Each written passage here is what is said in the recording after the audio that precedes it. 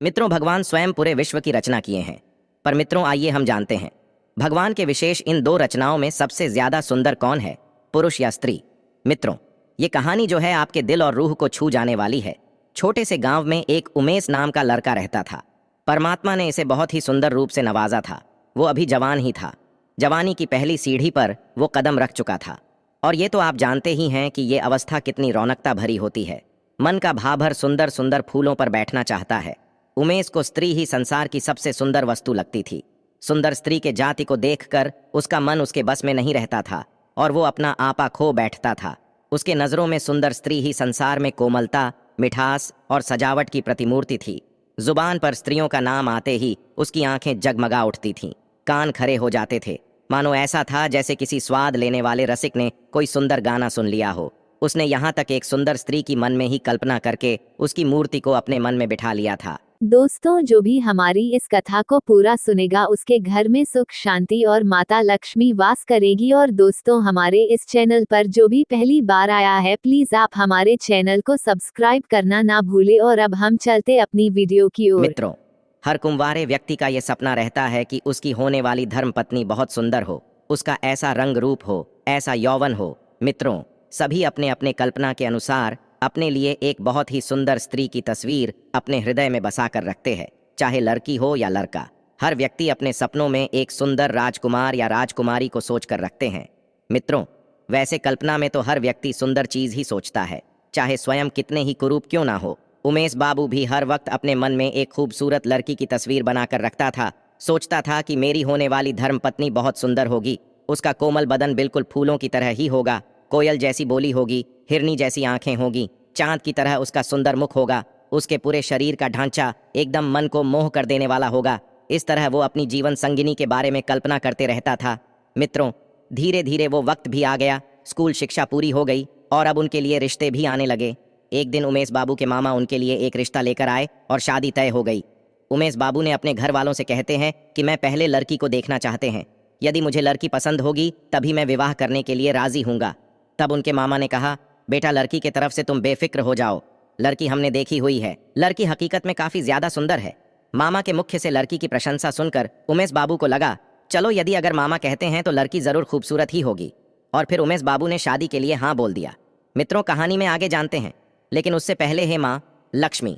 जो भी भक्त इस वीडियो को लाइक करे और चैनल को सब्सक्राइब करके कमेंट में जय माँ लक्ष्मी लिखे, उनके घर में धन की कभी कोई कमी ना रहे, उनका घर हमेशा खुशियों से भरा रहे। मित्रों, जब विवाह की मुहूर्त आई तब उमेश बाबू बड़े धूमधाम से बारात लेकर आए और दुल्हन भी आभूषण से सजकर मंडप पर आई। उमेश बाबू की नजरें दुल्हन की ओर थीं। उसे घूंघट में चेहरा तो दिखा नहीं, मगर हाथ पैर की उंगली दिखाई दे रही थी। मेहंदी से सजे हाथ पैर बहुत गोरे और सुंदर लग रहे थे। उसे देखकर उमेश बाबू अपने मन में फूले नहीं समा रहे थे। वो सोचने लगे कि जब दुल्हन की हाथ पैर की उंगलियां इतनी सुंदर है तो दुल्हन कितनी सुंदर होगी। अब विवाह का कार्यक्रम संपन्न हुआ, वधू की विदाई हुई, डोली में बैठकर दुल्हन ससुराल जाने को चली। उमेश बाबू की खुशियां बढ़ती चली जा रही थीं। वो ये सोच रहे थे कि काश एक बार दुल्हन का चेहरा देखने को मिल जाता तो इच्छा पूरी हो जाती।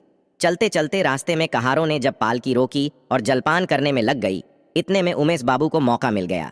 वो चुपके से पालकी के पास गया और जब दुल्हन अपना घूंघट हटाकर पालकी से बाहर झांक रही थी और तभी उमेश की निगाह दुल्हन के चेहरे को देखती है। चेहरा देखकर उमेश को ऐसा महसूस हुआ जैसे चोरों ने उनका सब कुछ लूट लिया हो। उमेश की दुल्हन सुंदर नहीं थी जितनी उसने कल्पना की थी। वो हर पल जिस रूप की कल्पना करते आ रहे थे वो उसके बिल्कुल विपरीत थी। बहुत मोटी थी, चिपटी नाक थी, फूले हुए गाल थे, वो एकदम देखने में कुरूप थी। रंग तो गोरा था पर छवि एकदम भयानक। मित्रों, दुल्हन का कुरूप चेहरा देखकर उमेश बाबू की सारी खुशी नष्ट हो गई। वो मन ही मन खुद को कोसने लगा, इसे भला मेरे ही गले पड़ना था, दुनिया में इसे और कोई नहीं मिला। उमेश को अपने मामा पर बहुत गुस्सा आ रहा था, जिन्होंने लड़की की तारीफों के पुल बांधकर उसे शादी के लिए राजी किया था। सोचने लगा, अगर इस समय मामा यहाँ होता तो मैं उससे लड़ाई कर बैठता। अब तो विवाह हो चुका है, अब क्या हो सकता है। मेरे सारे अरमानों पर पानी फिर गया। इस कुरूप के साथ मैं कैसे रहूंगा, कैसे इसके साथ जीवन काटूंगा। इसे तो देखने से ही घृणा होती है। ऐसी भयानक रूप वाली स्त्रियां भी दुनिया में मौजूद है, मुझे तो आज पता चला। हे भगवान, क्या तुम्हें मेरे ही ऊपर ये संकट गिराना था। दुनिया में कितनी सुंदर सुंदर मुख वाली स्त्रियां हैं, लेकिन आप मेरे लिए इसी कुरूप को ढूंढ कर रखे थे। उमेश अपने ही किस्मत को कोस रहा था।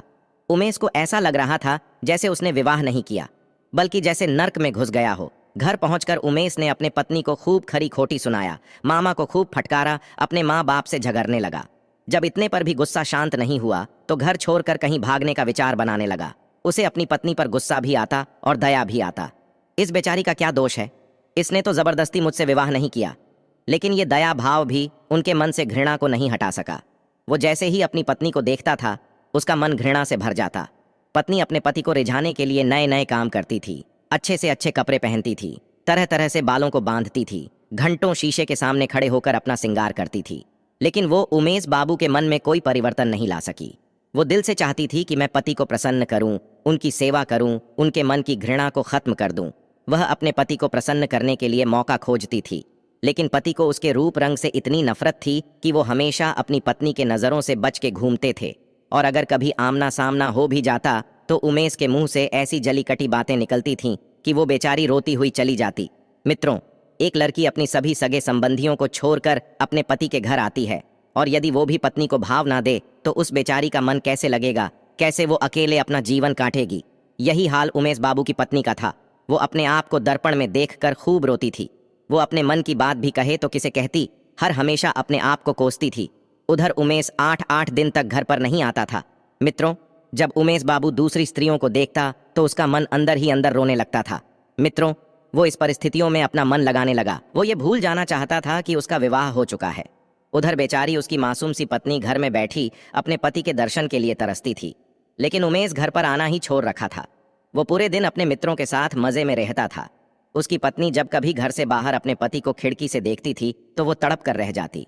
एक दिन उमेश बाबू जब खाना खाने घर पर आए तो उसकी पत्नी ने पूछा, आजी, अब तो आपके दर्शन भी नहीं होते। मेरी वजह से आपने तो घर आना भी छोड़ दिया। उमेश ने मुंह घुमाकर उत्तर दिया, क्या बताऊं, नौकरी के तलाश में इधर उधर भागना पड़ता है, इसलिए घर पर नहीं आ पाता हूं। पत्नी बोली, मैं जानती हूं आप घर पर क्यों नहीं आते हो। आपको मेरा चेहरा बिल्कुल पसंद नहीं है। आप एक काम क्यों नहीं करते, आप किसी डॉक्टर से मेरी सूरत क्यों नहीं बनवा देते। मैंने सुना है डॉक्टर चेहरा बदल देते हैं। पति ने कहा, क्यों तुम व्यर्थ की बकवास कर रही हो। जो काम भगवान नहीं कर सका वो मनुष्य क्या करेगा। पत्नी ने बड़ा सुंदर जवाब दिया, अच्छा, ये बात आपको सोचनी चाहिए कि भगवान की गलती की सजा मुझे क्यों दे रहे हो। आपने मुझे दूध से मक्खी की तरह निकाल कर दूर फेंक दिया है। संसार में न जाने कितने ही कुरूप लड़कियां होंगी, फिर भी उसे कुंवारी नहीं बैठाया जाता। उसका भी कहीं ना कहीं विवाह हो ही जाता है, पर उसका पति भले ही उसे ना चाहे लेकिन दूध से मक्खी की तरह निकाल कर नहीं फेंकता। फिर उमेश अपनी पत्नी पर क्रोध करता हुआ वहां से चला गया। वो पूरे दिन दोस्तों के साथ सैर सपाटा करता था, रात को भी घर नहीं आता था। एक दिन उसकी पत्नी चिंता में बीमार पड़ गई, लेकिन उमेश उसे देखने तक नहीं आया। वो ये चाहता था कि काश ये मर जाती तो अच्छा रहता, कम से कम गले की आफत तो टल जाती। फिर कहीं अच्छी सी खूबसूरत और प्यारी लड़की देखकर अपनी पसंद का विवाह कर लूंगा। इस तरह से उमेश अपनी पत्नी से दूर रहने लगा था। उमेश वासनाओं की जाल में उलझ गया, धन की बर्बादी करने लगा, सुंदर युवतियों में अपने मन को लगाने लगा, विषय भोगों में लिप्त होकर धन बल और बुद्धि को नष्ट करने लगा। धीरे धीरे उमेश का चेहरा पीला पड़ गया, शरीर पर कमजोरी आने लगी, पसलियों की हड्डियां दिखने लगी, आंखों के नीचे गड्ढे पड़ गए, चेहरे का रंग भी उड़ चुका था, किसी भयंकर रोग के लक्षण दिखने लगे थे। एक दिन उमेश की पत्नी अपने पति के विचारों में बरामदे में लेटी हुई थी। कई दिनों से उसकी पत्नी ने उमेश की सूरत नहीं देखी थी। उसने डरते डरते किसी के हाथों उसे बुलाया और सोचने लगी, आएंगे तो वैसे भी नहीं, कहने में क्या जाता है। किसी ने जाकर उमेश को बताया कि तुम्हें तुम्हारी पत्नी ने बुलाया है। आज उमेश के मन में कुछ दया का भाव था। वो जाकर पत्नी के सामने खड़ा हो गया। जब उमेश की पत्नी ने उमेश के चेहरे को देखा तो वो चौंक पड़ी। उमेश बहुत कमजोर हो चुका था, चेहरा पहचान में नहीं आ रहा था। उसकी पत्नी पूछने लगे, तुम बीमार क्यों हो गए, तुम तो मुझसे भी ज्यादा कमजोर हो गए हो। उमेश कहराते हुए कहने लगा, मेरे जिंदगी में अब रखा ही क्या है जिसके लिए मैं जीने की फिक्र करूं। उमेश की पत्नी बोली, चिंता करने से कोई इतना कमजोर नहीं हो जाता। तुम्हें कोई बीमारी है, तुम इसका इलाज क्यों नहीं कराते। इतना कहकर उसने पति का दायां हाथ पकड़कर चारपाई पर बैठा दिया। उमेश ने भी अपनी हाथ छुड़ाने का प्रयास नहीं किया। उसका स्वभाव आज नरम लग रहा था। उसकी बातों में क्रोध और अकड़ नहीं थी, उसकी आंखों में आंसू थे। उमेश ने कहा, मेरी दवा, अब मेरी मौत है। मैं अब अधिक दिन तक नहीं जीऊंगा। मुझे किसी भयंकर रोग के लक्षण लग रहा है। डॉक्टर ने भी यही बताया है। मुझे इस बात का बड़ा अफसोस है कि मैंने तुम्हें बहुत दुख दिया। मुझे क्षमा करना। मित्रों, उसका पति आगे कहता है, कभी कभी बैठे बैठे मुझे बेहोशी आ जाती है। उमेश इतना कह ही रहा था कि अचानक उसके हाथ पैर कांपने लगा और उसके पूरे शरीर में सनसनी सी दौड़ गई। उमेश मूर्छित होकर चारपाई पर गिर पड़ा और हाथ पैर पटकने लगा। मुंह से लार निकलने लगी।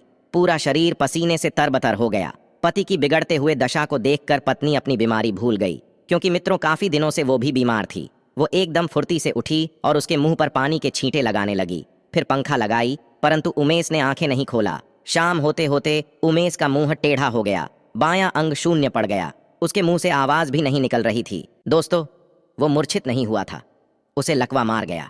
लकवा का भयंकर रोग से रोगी की सेवा करना आसान काम नहीं है, लेकिन उसकी पत्नी पूरे तन मन से पति की सेवा में लग गई। वो खुद की बीमारी को भुलाकर अपने पति की सेवा करने में व्यस्त थी। दिनों दिन उमेश की हालत बहुत ही गंभीर होती जा रही थी। उसकी पत्नी पूरे दिन रात पति को थामे बैठी रहती थी, उसके लिए आहार बनाकर देती, गोद में लिटाकर दवा पिलाती थी, उसके इशारों को ध्यान से समझती थी। मित्रों, उसकी पत्नी को स्वयं बुखार था, दर्द से सर फटा रहता, फिर भी वो अपने कष्ट को भूलकर पूरे जिम्मेदारी के साथ अपने पति की देख रेख करती थी। मित्रों, समय बीतता गया, लेकिन उसकी हालत में कोई सुधार नहीं आया। उसका दाहिना पैर तो कुछ भी काम न करने को रह गया था।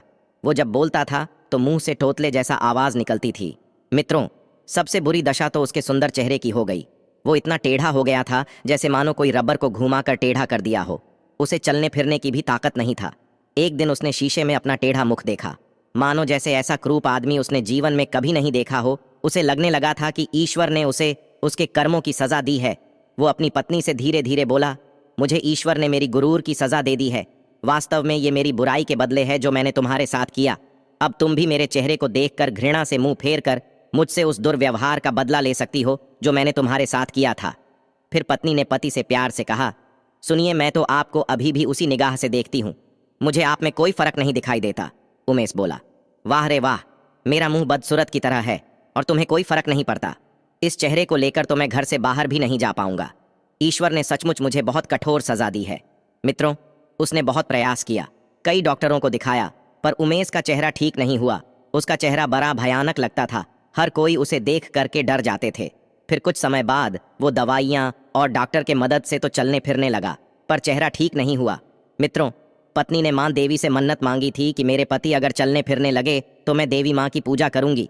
आज उसी पूजा का उत्सव था।